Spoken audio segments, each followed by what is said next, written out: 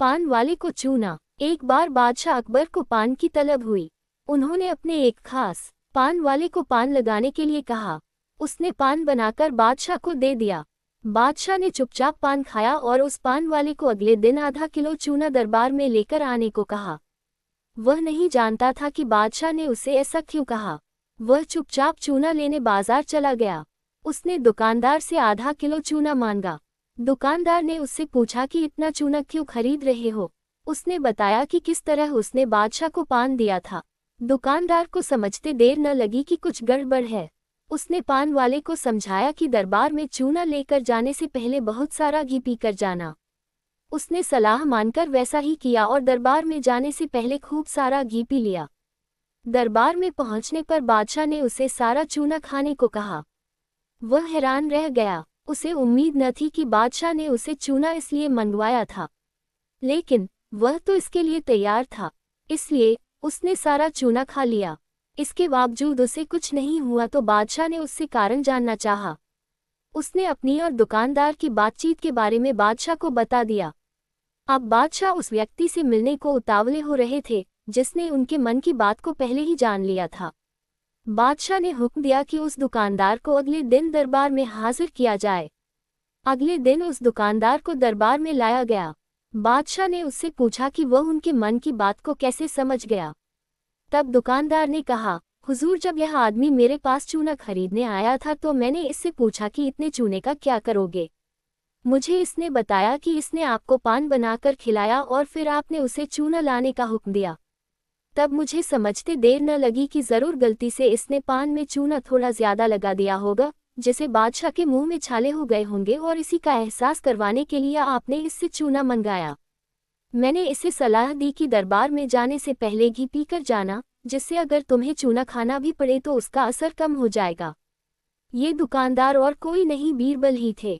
अगली स्टोरी, पैर और चप्पल। बीरबल बहुत नेक दिल इंसान थे। वह सदैव दान करते रहते थे और इतना ही नहीं, बादशाह से मिलने वाले इनाम को भी ज्यादातर गरीबों और दीन दुखियों में बांट देते थे, परंतु इसके बावजूद भी उनके पास धन की कोई कमी न थी।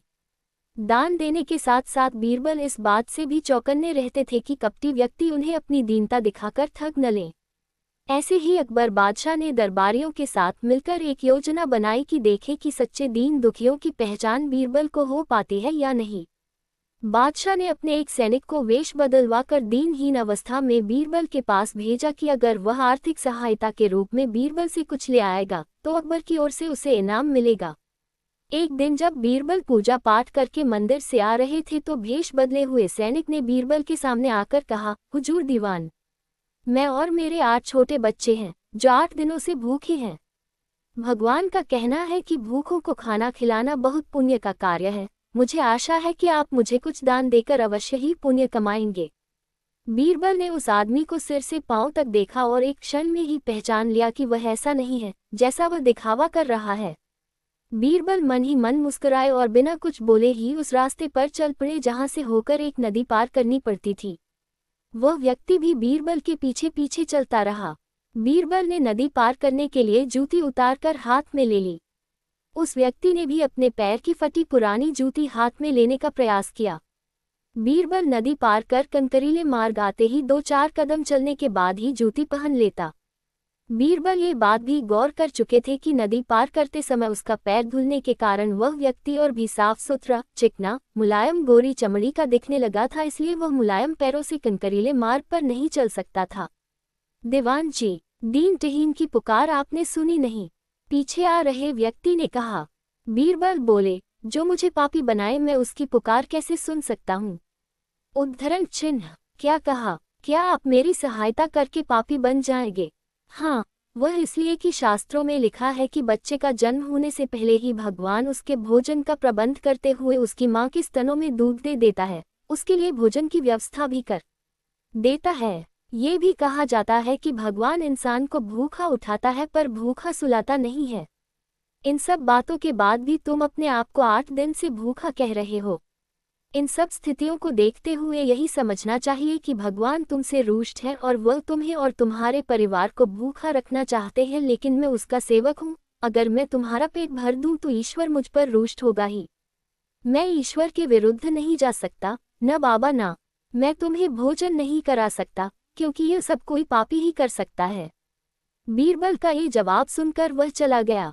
उसने इस बात की बादशाह और दरबारियों को सूचना दी। बादशाह अब ये समझ गए कि बीरबल ने उसकी चालाकी पकड़ ली है। अगले दिन बादशाह ने बीरबल से पूछा, बीरबल तुम्हारे धर्म कर्म की बड़ी चर्चा है, पर तुमने कल एक भूखे को निराश ही लौटा दिया, क्यों?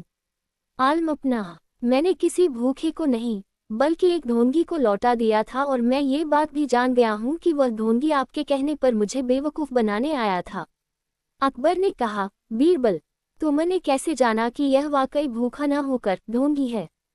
उसके पैरों और पैरों की चप्पल देखकर ये सच है कि उसने अच्छा भेष बनाया था, मगर उसके पैरों की चप्पल कीमती थी।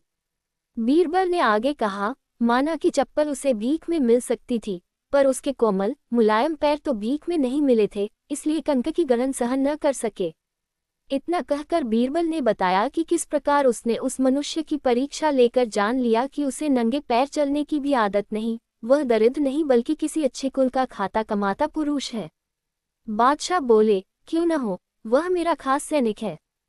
फिर बहुत प्रसन्न होकर बोले, सचमुच बीरबल, माबदौलत तुमसे बहुत खुश हुए। तुम्हें धोखा देना आसान काम नहीं है। बादशाह के साथ साजिश में शामिल हुए सभी दरबारियों के चेहरे बुझ गए।